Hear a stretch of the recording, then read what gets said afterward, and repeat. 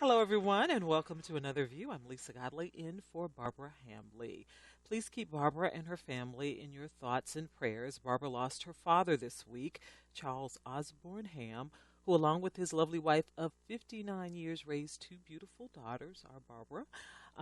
After suffering a brief illness, he passed away this week at the age of 54. He was a wonderful man who will truly be missed. And Barbara, we are 80, did I say 54? 84, I'm sorry. He's at the age of 84. Barbara, we are sending you and your family much love. Now, we're going to do something a little different for today's Another View on Health because we're talking about the history of medicine. In this case, medicine during the Civil War. A brand new 6-part drama called Mercy Street will debut on PBS and WHRO-TV 15 this Sunday at 10 p.m. It's the story of what happened at a Union Army hospital called Mansion House, which was located in Alexandria, Virginia. Inspired by memoirs and letters from real doctors and nurse volunteers, Mercy Street reveals the stories of those struggling to save lives and at the same time managing their own hardships. So on this edition of Another View on Health, we are looking at medicine through the lens of history. Let's welcome our guest, our favorite historian, Norfolk State University professor, Dr. Cassandra Newby-Alexander. Welcome. Thank you. Audrey Davis is joining us on the phone. She is the director of the Alexandria Black History Museum and was a consultant for Mercy Street. Audrey, thank you for being here. Oh, thank you for having me. And of course, Another View on Health co-host, cardiologist, Dr. Keith Newby. How are you? I am good. I'm glad you're here. Thank you very much. Glad to be here. Good. Before we get started, since this focuses on Mercy Street and this all stems from Mercy Street, let's listen to a clip from the television drama. And it starts with the head nurse speaking to a free black who is working in the hospital at the time. Oh, my arm! Oh, oh. Oh, God. What is it? I feel my blood. It's running dry. Where are the doctors? No one left but Dr. Foster. He's got a patient in surgery. I'll send for someone else. Hemorrhage. Brachial artery. I'll go myself fast. You need to stay. Oh, make it stop, please. This man can't wait. Forgive me, Lord. Forgive me. Give me some thread. Samuel, we can't. Thread.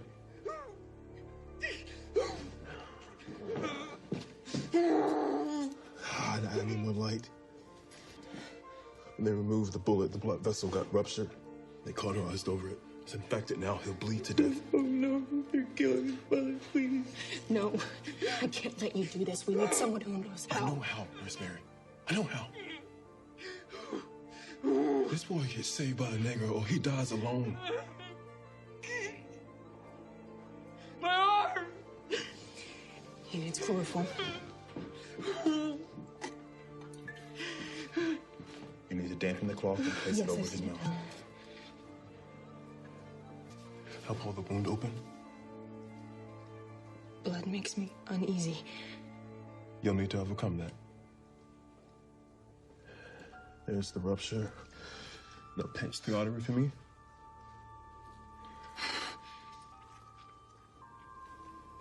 I'll tie a loop around it. Leave an end dangling out. That way a doctor can pull it a little every day until the thread rots off and the rupture is closed. If they don't know how, you gotta tell them. It's called a ligature. How will we know if it worked? It'll work. I've done it before.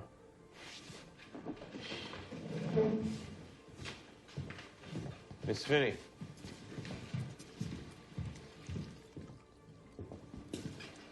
What happened here? He was in grave pain. The wound was hemorrhaging, so Who tied this ligature? I did. Miss Dix trained me how. Miss Dix? And who trained her? Every day we'll need to... Pull on the end until the thread rots and the rupture closes. Got a patient on the table.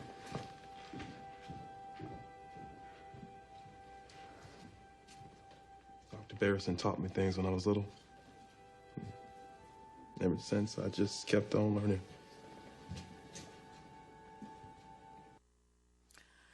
Wow, it's very, very compelling. I started watching the drama and I just could not look away.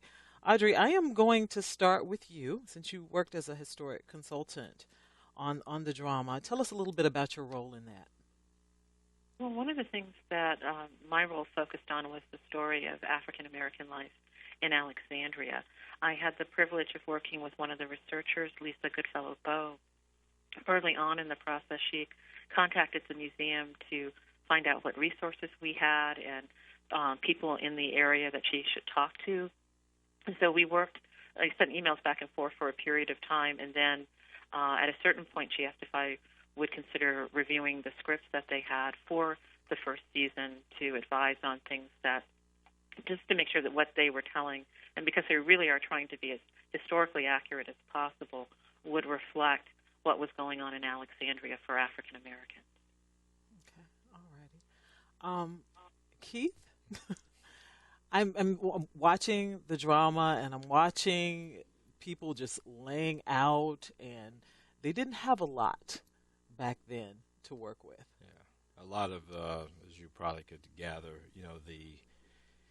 how things were done then compared to how things are done now is like night and day. And I think one of the things I think was important, it's unfortunate that a lot of people lost their lives as a result of this learning curve, but I think as the Civil War progressed into today's times, you learn as you move forward. You start to see the errors of your ways. We started to develop things better. We started to learn about bacteriology and, how infection, because if you look at the historical accuracy, and Sandy, you could correct me if I'm wrong, but then people died more not from battle wounds, but from the aftermath of whatever they had done, because there was the sterile technique was non-existent back then. I mean, they just cut and run. You talk about these limbs piling up as they just cut and throw things, and they wipe, the utensils on their clothes, and I mean, there was no gloves being used. I mean, it was just a total free-for-all. So really, a lot of the infections are just getting passed on from person to person.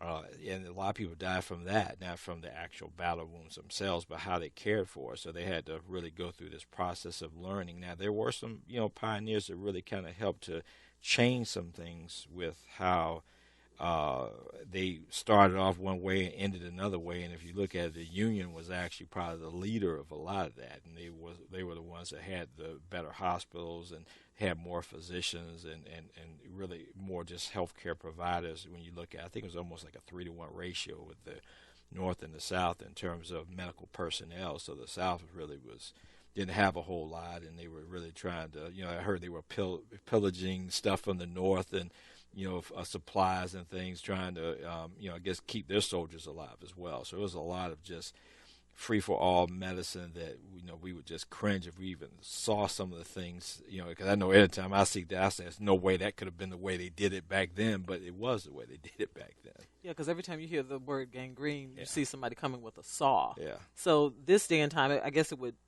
the idea is to never let it get to that point. Yeah. Well, gangrene itself is a bacteria that comes usually from poor blood flow. So when you hear like that term when they were talking about the blood loss, a lot of those people did. I mean, they didn't know how to, really suture a lot of these wounds. And it was, understanding how you had to, when you did amputate, how you took care of the wound. The wound care, again, was non-existent. So a lot of things will happen as a result. If you're not caring for the wound correctly, it's going to get infected.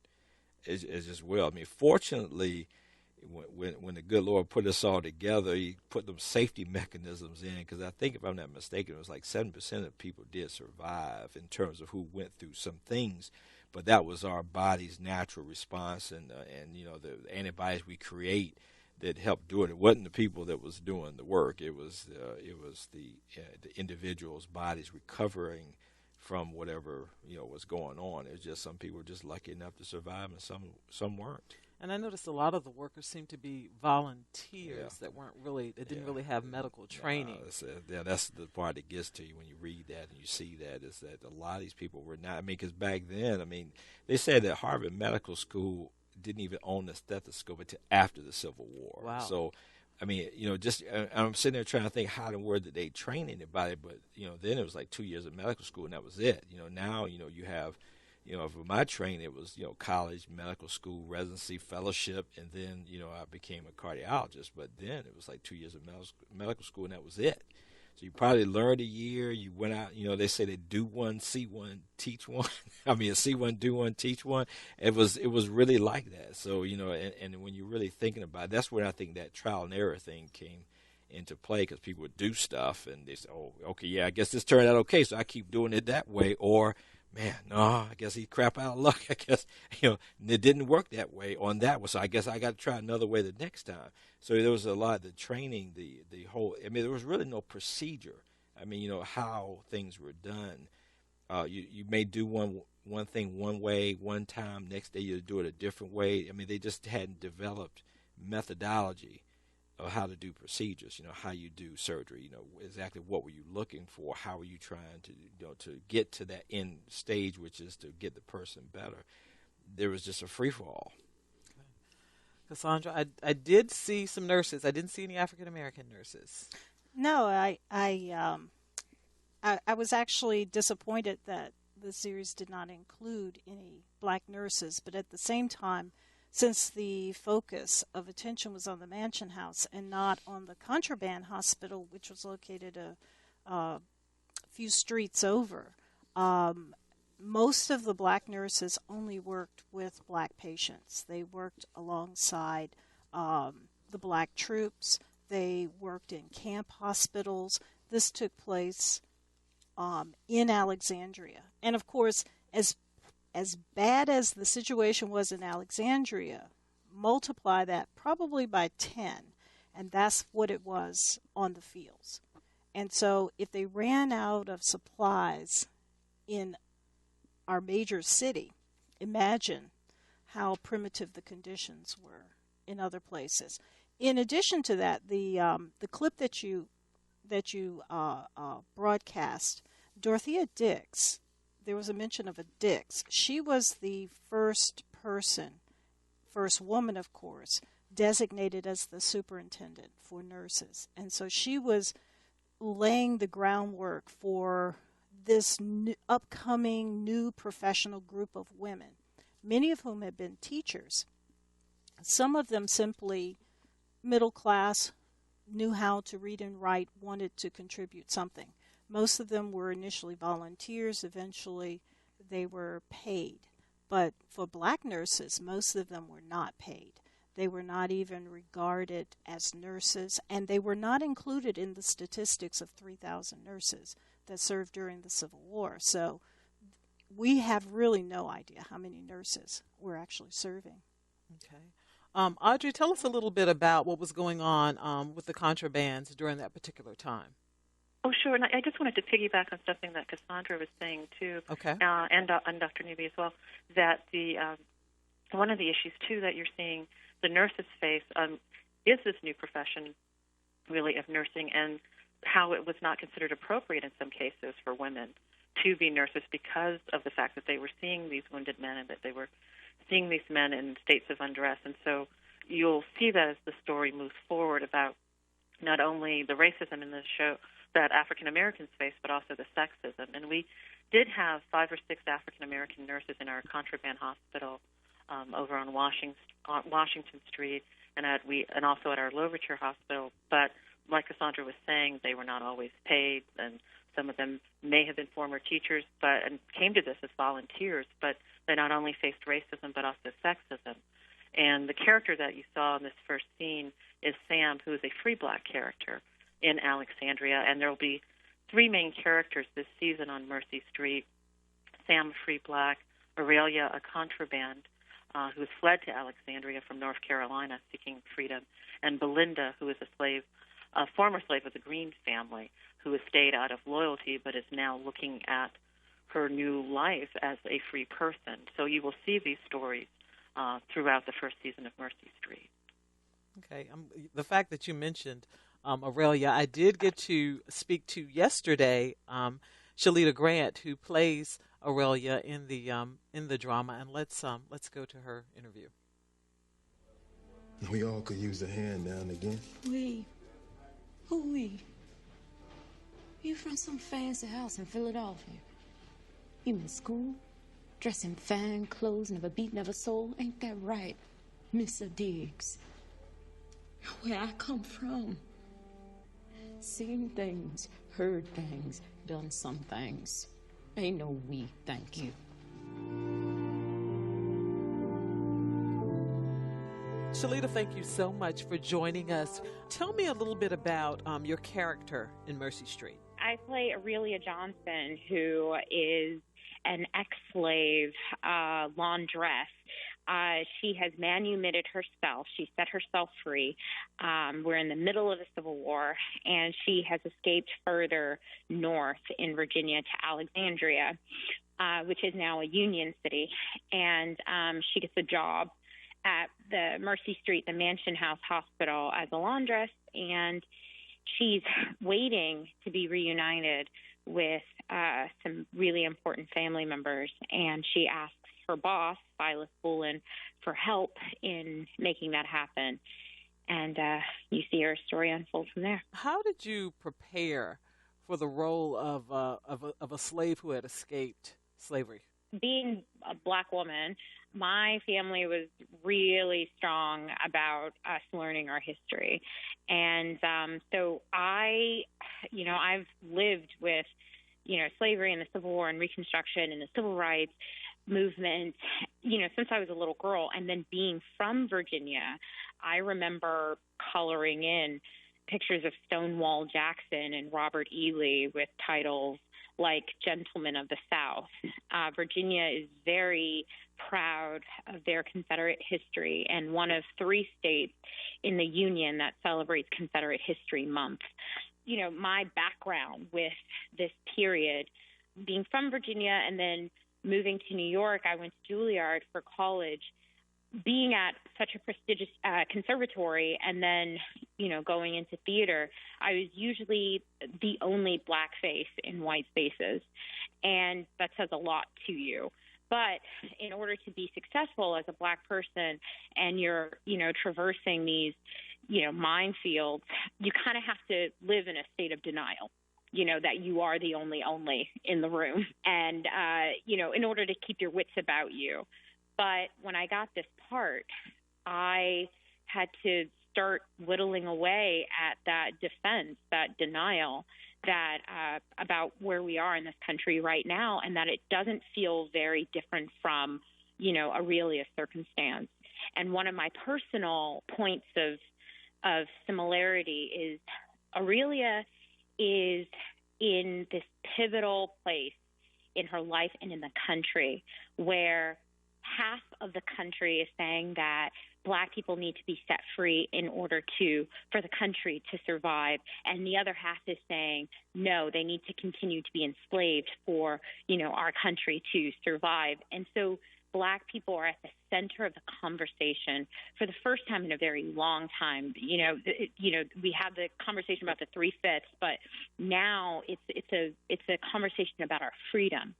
And so she has taken her life into her own hands and said, I'm going to set myself free and I'm going to have the life that I want to have. And then she gets to Alexandria and she gets this rude awakening that it's just business as usual. And my personal similar instances, 2008, when Barack Obama was elected to presidency, we've had 43 white presidents, and for the first time we have a Black president. And I voted, and I was at Juilliard, and I remember walking from the dorm at Juilliard to the Juilliard school, like a weight was lifted off my shoulders, and I didn't know I had a weight to begin with. And I remember thinking, wow, I was not bred for this conservatory, but here I am. I made it. We have Oprah, Beyonce singing, now we have a Black president. And so maybe it's true. Maybe racism is dying. Maybe, so much hope. And then 8 years later, I can see Black women and men being gunned down in the streets just by going onto YouTube. What would you say was your favorite scene to shoot? My favorite scene to shoot it's a complex one. So there is a scene, I think it's like the 3rd episode, where Aurelia meets a young slave boy. And the advice that she gives him is so antithetical to the life that she's leading. And she gets kind of frustrated with him that he doesn't take her advice. And it's that was, I don't want to give too much away, but that was one of my favorite scenes because Aurelia is still in that denial that her circumstance isn't what it is. Is there anything in particular you're hoping people will get from watching? Honestly, when I took the job, I didn't know, first of all, that it was being marketed as a medical drama. And, it's hard to mine anything in that period and not deal with racism and not see the echoes of, just sort of the origins of where we are now. It's hard not to draw those lines. And so one of the things that stuck out to me was what happens when you advise someone to stay out of it. And it's Mary's journey throughout this whole thing is that she is this moral compass, and she's saying, like, hey, this is wrong, and I thought this is what we're fighting for. And her disillusionment, too, about what the war is about and what it means to be on the Union side, like what that truly means for people. Thank you so much for calling in. Thank you. All right. Have a good rest of your day. Okay, you too. Okay, Bye-bye. bye.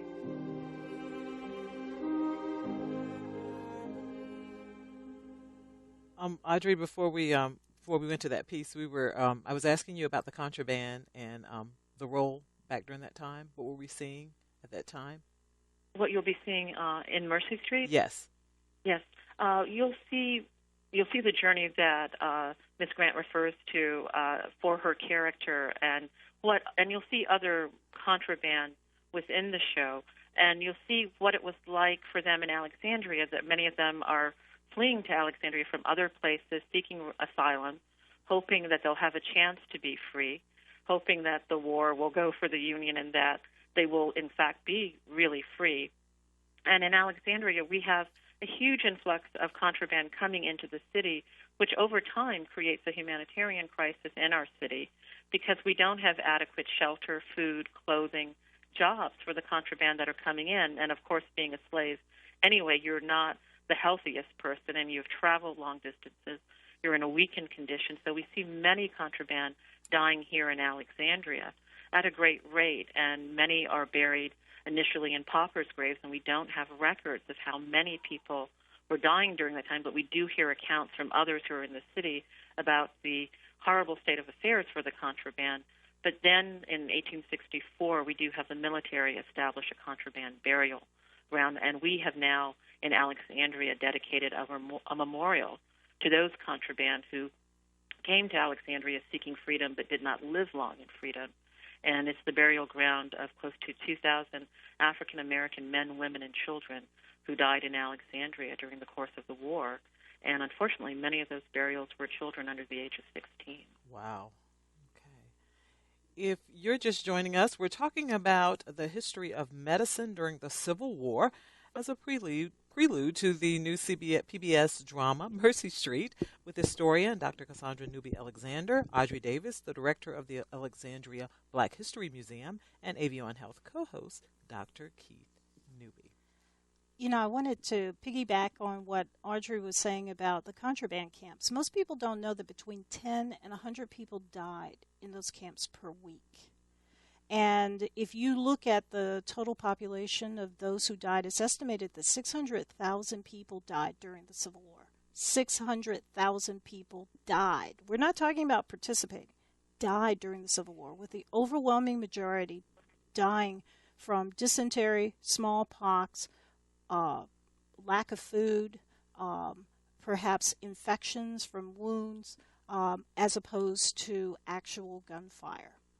What was bringing about the dysentery? I often hear about that in relation to the Civil War and that particular time period. What was closed spaces and poor sanitation? Because really, you think about it, dysentery is, so you talk about diarrhea, stomach viruses. So if you're expelling, you're not washing your hands, you're around enclosed encounters with other people, it's very easy for that bacteria to get from one person to the next. You think about it, and again, if you take your food, you grabbing things and you put your hands on something, it really brings new light to, hand sanitizer. You really think about it, and that's really a lot of it was coming from that. So it was just closed spaces, no sanitation, or lack of adequate sanitation, I would say. And that's why the smallpox and the other things, really all these things are, they're communicable diseases. So, a lot of that stuff came from these, all these people shoved in one place with very little room to move and to mobilize, and they just catch things from each other. And you also have to remember that this was the first war that America had ever been in that was a total war. It was the people think of the Civil War as somehow only a few areas were impacted. 70% of the battles occurred in Virginia. 70%. Wow. And so when you're thinking about this as a total war, people were displaced. The free blacks who were fleeing, as well as enslaved blacks who were fleeing to places out like Alexandria, or they were fleeing to Fort Monroe or Hampton or Norfolk. They were fleeing for their lives. They were fleeing not just to get freedom, but they were fleeing to survive, because this was the place where the military was. There was possible food, clothing, shelter, water, all of those things. And the military was trying to win a war. They were not trying to be a place where refugees were coming, and they were not trying to protect the refugees. They didn't have the resources or the preparation to prepare for all these people coming. In addition, you had all these soldiers who were there, who were dying. If you think of Virginia, you think of Hampton Roads, all the low-lying areas here. So if you have a lot of people in a camp, you don't have an opportunity for drainage because the ground is low-lying. So there's nothing that's going to be flowing down. It's just going to be stagnant.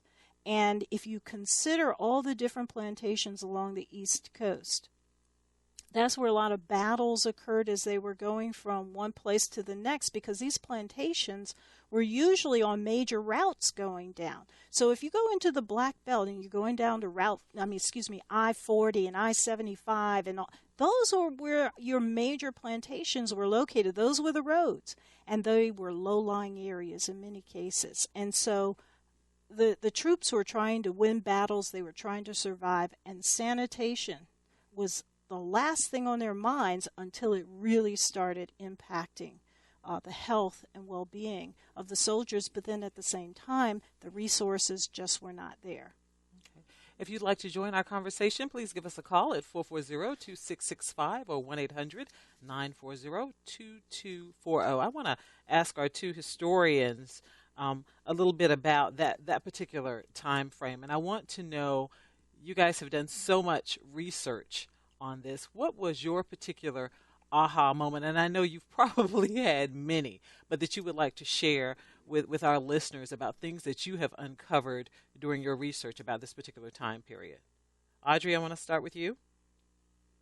Well, one of the things that is important to me, and what I enjoy reading about and hearing about, is how so many of the contraband, when they're coming in, when they're trying to flee, and whenever they get to where they're able to settle, the one thing that they're always stressing to everyone is the importance of education, the importance of, they want to be free, but they also want to be educated. And you see that, and also the generosity of spirit within the contraband camps and by the contraband. We have one story that we include on our memorial, and we have a military record of who's buried in our cemetery, which has been very helpful to our city genealogist. And we have it's a really amazing document. It gives us the first and last name, the person buried, their age, what they died of, and where possible, where they died. But the person that we know the least about in this record, this one gentleman named Peter Washington, lost all of his family. They were all sold away from him, and his, I believe, 4 sons were serving as USCT. So when he's in Alexandria and he dies, he really has only one family member with him. And he had lost so much, but when he came to Alexandria, he made it a point to minister to the contraband. And Harriet Jacobs, in a letter, describes his funeral and how many people showed up and how moving it was. And she just says, it's amazing that, his family is scattered, he knows not where. But he really cared. I mean, he said, when he first came to Alexandria, that he thought he couldn't bear up under this burden. But the fact that he could be free, that others could be free, that he could help others, kept him going. And you see that also in Jacob's letters, where she's saying that contraband women, even if they have several children of their own, will take in an orphan child. So I think it's the generosity of spirit among people who have nothing and who have struggled for everything in their lives. I think that's what's so moving and so inspiring to me in the story. Okay. Cassandra, your aha moment in your research? I think we tend to overlook the fact that the Civil War was really the beginning of our modern period. With all the devastation, as Keith had said earlier, it opened the door for doctors for the first time in large numbers to begin working together and exchanging ideas and finding out what worked and what didn't work. And it really was the birth of our modern medical world. There were a lot of bad practices before. Some of them continued, like the use of mercury to cure quote unquote syphilis, sassafras tea, which contains an element that's poisonous, and a lot of people were using that on a regular basis to supposedly cure all kinds of things. And eventually we would see the development of something like that would keep us from having bacterial infections, prototypes to penicillin, but that wouldn't be until 1928, somewhere around there, that penicillin would be discovered. And so my aha moment was that this was the time period when black doctors really came to the forefront. And when you consider the devastation, the extreme devastation, this was a time when African American men especially were waking up, having opportunities to come into their own, learning the field, because most of the doctors actually didn't go to medical school at that time.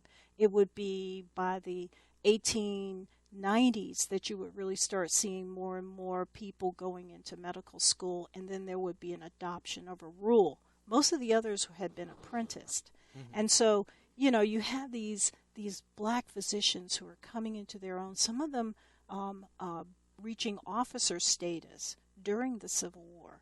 And this would really birth the black medical profession, and it would expand it. But had it not been for the Civil War, I'm not so sure that would have happened. Okay, I noticed that, and either Audrey, you or Cassandra can chime into this. I noticed that Sam, he was a free black. He had worked, raised in a household with a physician, and had mm-hmm. learned his different techniques from there. It just seems like that was very common, by the way. You have, for example, a man named Thomas Bain who escaped through the Underground Railroad from Norfolk in the 1850s, who became a dentist, but he was the apprentice to this dentist, and he would be sent out on house calls throughout the night when he was enslaved.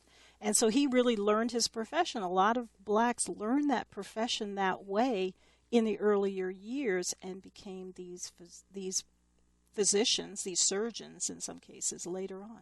You would think they would be welcoming that help, but it seemed like they were very, at least one of the scenes I remember watching as I was watching the first episode of the series, Sam had saved somebody's life, but then when the actual surgeon came in, he kind of turned his back and, let the nurse take the credit for it to keep from, I have no idea what would have happened to him, but I mean, he was there to volunteer and to help, and it was just very interesting and very compelling what had happened.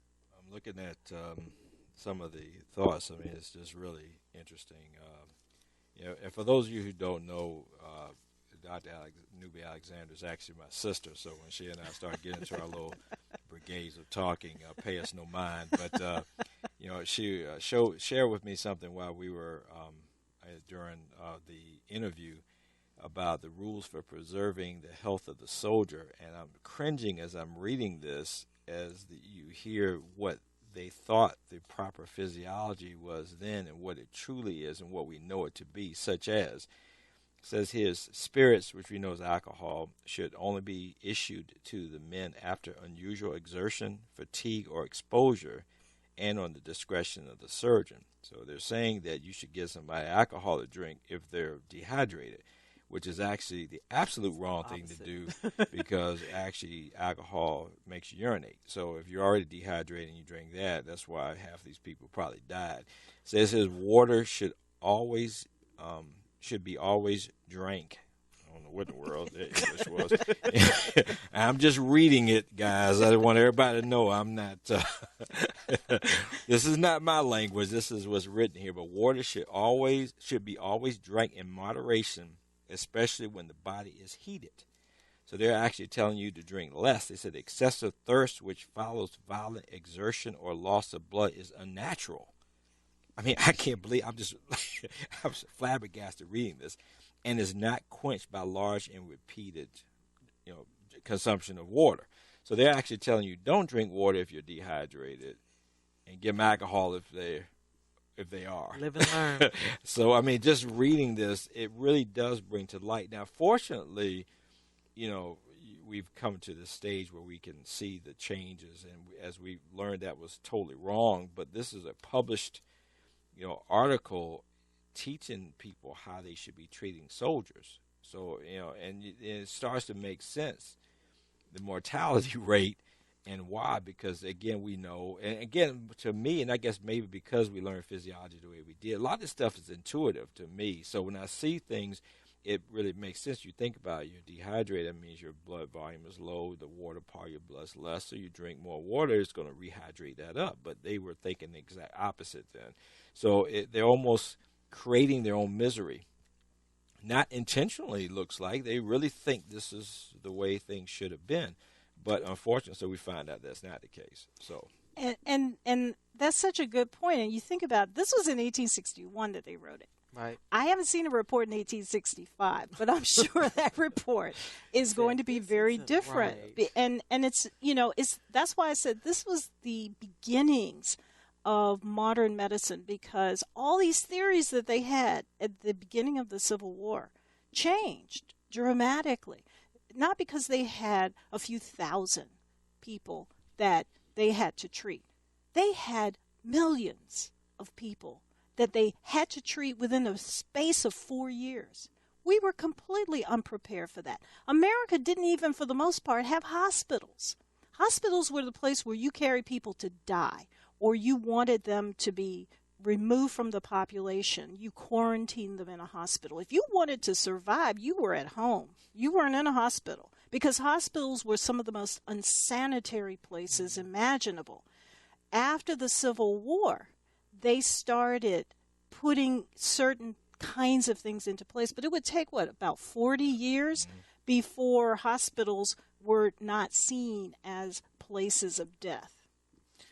Audrey, I want to ask you a quick question. I noticed that one of the families that's centered on in the drama is a Southern family who decided to stay, whereas they were talking about how their other friends left and abandoned their homes, and they decided to stay, and their Union soldiers walking through their home, and the Union soldiers have taken over the hospital that they owned as a hotel. How often did that happen? There were quite a few families that stayed. There were some families who stayed and took the oath of allegiance.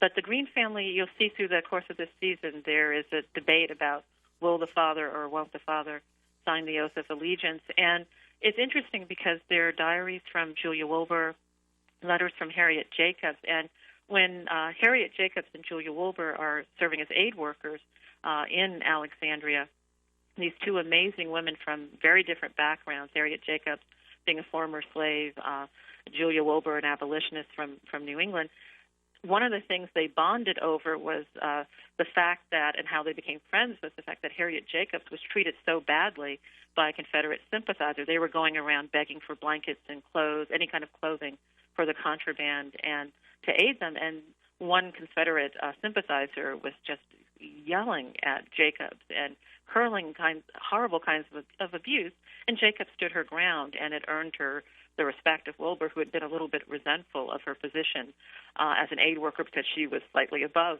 Wilbur. And it was just, you see these interactions that will go on during the course of the war, and I think the show will show you how you'll see so many different communities interacting, not only contraband and free black, but you'll also see the Union sympathizers, the Confederate sympathizers. It's all going to be shown in Mercy Street, and we hope that if the public enjoys the show and a second season follows, that we'll have a chance to explore more of these stories, because as Cassandra was saying, I mean, the Civil War not only is the first time where we're looking at really the beginning of organized medicine, but we are still looking at how our country deals with race relations. There's so many things that occur as a result of this war that this country is still dealing with today. And I think you can draw certainly parallels, even with our current refugee crisis, to the contraband. There are so many parallels, so I think that there's an opportunity for the public to learn a lot, not only about Civil War medicine, but about families, about race, about war, about loyalties. So I think that this is an opportunity to have another dialogue about these important issues. Okay, Cassandra, we talked about blacks working as volunteers. Mm-hmm. How do you survive if you're, for example, if you're a contraband and you're working? How do you survive as a volunteer? Well, that was the problem for a lot of black nurses. Many of them, though, were married to the soldiers. In fact, you had Susie King Taylor, who was connected to the first United States colored troops down in South Carolina. They were the South Carolina Volunteers, and so she married a man who's there, and he had rations. And sometimes they, as volunteers, they then could get rations that were given to the soldiers. A lot of the contraband, though, they would work cleaning clothes and doing other things for the soldiers, and so the soldiers would give them food and clothing or other things to help them survive. Most of the time, money was not really exchanged. It was a bartering system where, the primary thing people needed and wanted is food. And the fact that you're like that means that you're going to have probably a high mortality rate, even among those who are there helping. Harriet Tubman, for example, in 1865, she was hired as the matron for the contraband hospital at Fort Monroe. She had actually visited that hospital and talked about the horrific conditions that were there before. And by the time she arrived, things had improved, but she put in place some procedures for, how they're supposed to operate, because Clara Barton had pioneered that starting in 1862 with, what should nurses do? What are the procedures they should follow in trying to take care of the patients? But, you didn't have an American branch of the Red Cross until early 1880s, either 1880 or 1881. And so they were just really starting to put some procedures and practices, best practices in place. They were constantly running out of bandages. They were constantly running out of anything, ether or anything that would help the patients. And we can forget any kind of real medicines. It was folk medicine that people used, and that's why I brought up the issue of sassafras tea. People were using that quite often. And Susie King Taylor talked in her book about how she used that to help treat dysentery. And Harriet Tubman talked about home remedies that she had using geraniums and other things and water lilies that she would boil down to. And I'm sure it was more like a diuretic to just get people to expel all that out of their system. But really, I think it was really whether or not they had the constitution to survive, more so than the treatment that was actually given to them. I'll leave that for you to. I think that's obvious, I tell you. Well, we only have about 2 minutes left in the conversation. Believe it or not, it has gone pretty quickly. But Audrey, your final thoughts? I just, of course, encourage everyone to look at Mercy Street, to delve more into Civil War history, to the history of African Americans. It's so rich. There's no one story. We encompass so many stories and so many parts of American history. And as a descendant of a contraband from Fortress Monroe, William Roscoe Davis, I have been proud to work on contrabands as a story in Alexandria, and proud to have it parallel not only my family history but my work history, and now seeing it as part of Mercy Street, the contraband history, which I think will enlighten people about an area of history that many people don't know about. Okay, we got about a minute left. I would echo Audrey's sentiments exactly, because Too often we get a very singular view of that time period, often excluding African Americans from involvement in all of this. And Mercy Street at least opens the door for that. There's a much bigger story to tell, but it's at least the beginning. Wonderful. Keith? Well, the only thing I would say is just be glad that we live in the time we do now with what we know about medicine. Because I tell you, if I didn't know Mary Shelley didn't write Frankenstein prior to the Civil War, I think Mary Shelley would have got the idea for her Frankenstein creature from some of the aftermath of the Civil War veterans. Because I tell you, that was probably Cousin Fred. So. Well, with that, we will say goodbye. Keith, thank you so much, as always, for being here with us. Cassandra, thank you so much. And Audrey Davis, Director of the Alexandria Black History Museum, thank you so much for joining us today. Thank you. Well, local history comes to life next week at Norfolk's historic Wells Theater with the Virginia Stage Company's production of The Hampton Years. Now, here's a behind-the-scenes peek at this true story of Hampton Institute art teachers and their students struggling to develop their talents at a time when society's expectations for African American artists weren't always welcoming. It was the 1940s. The nation was on the verge of World War II, and at Hampton Institute, now Hampton University, a movement was underway that would change the art world forever. It all begins with Victor Lowenfeld, a brilliant artist, thinker, and teacher who fled Austria when the Nazis invaded. He and his young family have made their new home in the segregated South.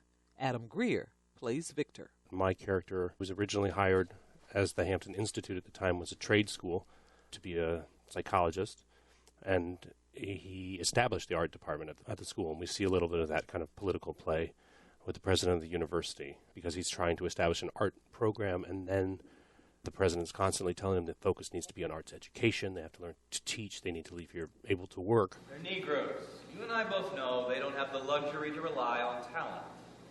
An artist doesn't create for luxury. It creates because life demands it. But if you tell them that they can be artists, they'll hate you when the world tells them they can't.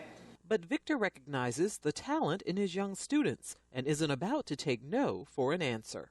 How is your other painting coming along? Dying Soldier. I haven't had a lot of time to work on it. Well, you need to make time. I am putting together a young Negro art exhibit for the Young Persons Gallery at the moment. We have to think about which pieces of yours to showcase. Wait, what? My work is going to be in New York? Are you serious? Dying Soldier should be the pièce de résistance. It's your best work so far. Victor's ally in the fight to groom professional artists and not art teachers is Elizabeth Catlett, a prominent artist who is played by Chandra Thomas.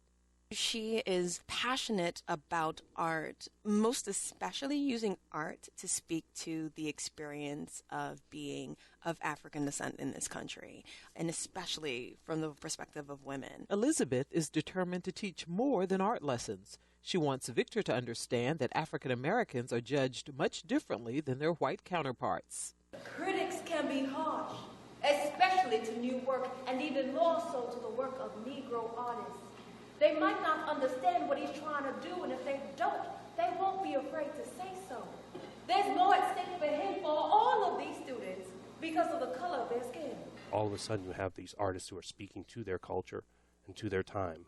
Artists who are representing their thoughts, their fears, their commentary on the society, rather than trying to fit in and being technically great painters. It was how do you use your experience in this country to create change. By setting it in this time, I think it reminds us not how far we've come, but how far we still have to go.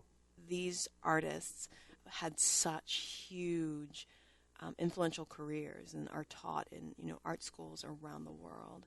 And for us to not have access to that knowledge of them just really speaks to again, this sort of trend of allowing other people to define our stories. Not only will the audience learn about the amazing artists that Hampton Institute produced, but they'll get to see works from then and now.